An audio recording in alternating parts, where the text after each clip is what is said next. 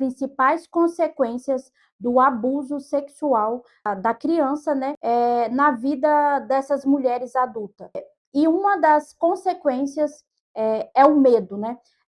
As mulheres, quando ficam na fase adulta, é o medo constante. Eu falo isso por quê? Porque eu fui uma pessoa que passou pelo abuso na fase infantil, né? Dei com isso, na verdade, a minha adolescência, a minha vida adulta, com esse medo constante. O medo, aquele medo mesmo paralisante. Por quê? Para uma mulher que nunca sofreu abuso, uma rua onde que só tem ele e ela é normal, né?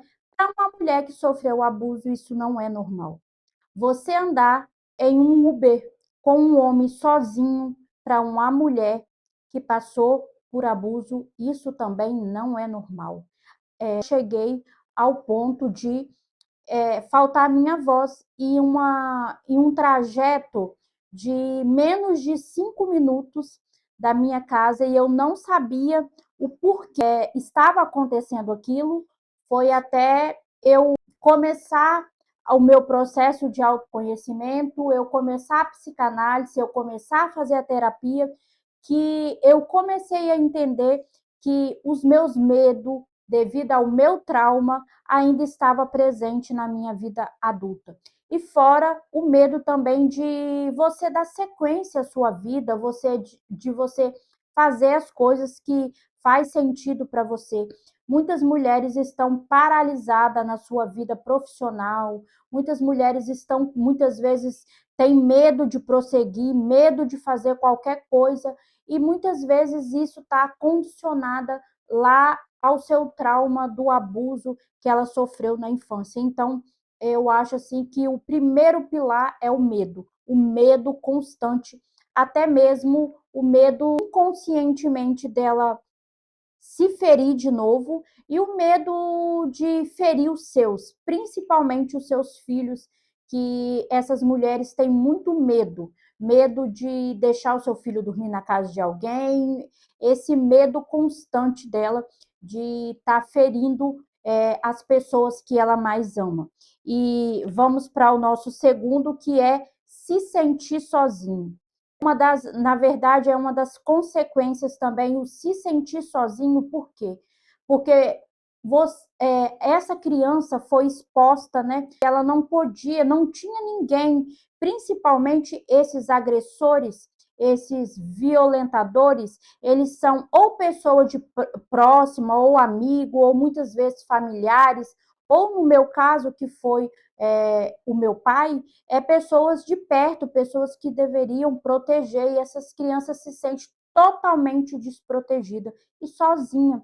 E aí essas mulheres crescem se sentindo sozinhas.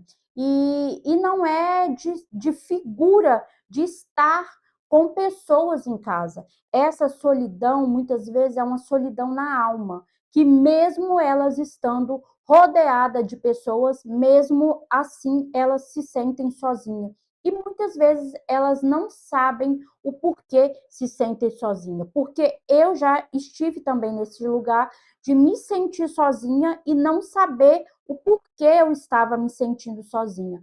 Então, assim, muitas vezes também elas tentam preencher esse vazio com compras, com relacionamentos, achando que o outro vai preencher esse vazio, sendo que esse vazio está condicionado lá na sua infância devido ao trauma também que ela sofreu, essa proteção que muitas vezes ela se sentiu desprotegida na sua infância e aí ela se sentiu sozinha. Uma mulher adulta, mesmo hoje, ela se sente sozinha, mas é um sentimento emocional, é uma dor na alma, é um gatilho na alma. Então, assim, muitas vezes essas mulheres também se sentem sozinha, mesmo estando rodeada de pessoas. E aí é o que eu coloquei aqui, que essas mulheres tenta preencher aí esse vazio com várias outras coisas.